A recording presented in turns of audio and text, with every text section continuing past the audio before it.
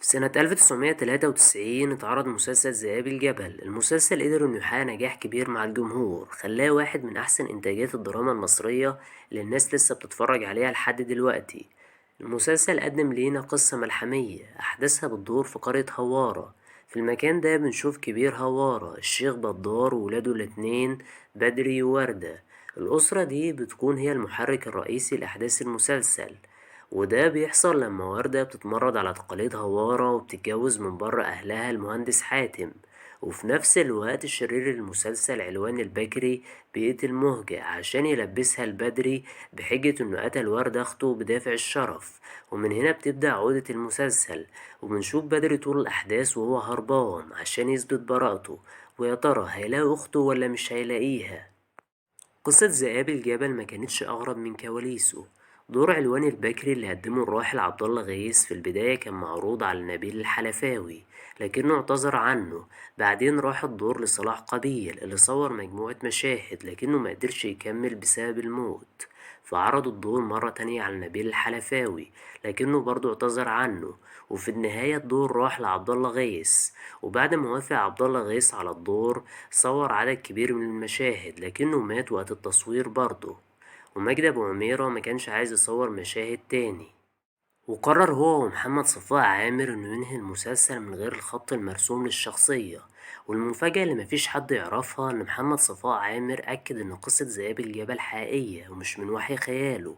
محمد صفاء عامر كان مستشار وقاضي، وفي قصص كتير صاغها لما كان بيشتغل في النيابة والقضاء. ومحمد صفاء عامر قال ان شخصية الشيخ بدار كبير هوارة هي في الاصل استوحاها من شخصية ابوه اللي كان راجل عاقل وحكيم زي الشيخ بدار. نهاية المسلسل بتنتهي نهاية سعيدة لما بنشوف وردة بتقابل أخوها بدري وبتبرئه من تهمته. وبنشوف الدرس المستفاد من المسلسل بأغنية لابد من يوم معلوم تترد فيه المظالم. بيحكي الفنان أحمد عبد العزيز وبيقول إن وقت عرض الحلقة الأخيرة من المسلسل الشوارع كانت بتفضى والناس كلها كانت بتتفرج على المسلسل، لدرجة إن لما يكون في ميت المنادي كان بينده في الميكروفون ويقول الدفنة بعد مسلسل ذئاب الجبل.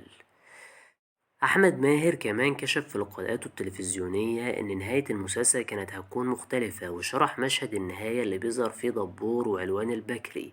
والمشهد ده دبور بيكتشف إن علوان هو اللي قتل مهجة البنت اللي هو كان بيحبها، فبيتجنن دبور عليه وبيقتله وبيقوم ضربه بالسكينة وبيطلع كبده وياكله.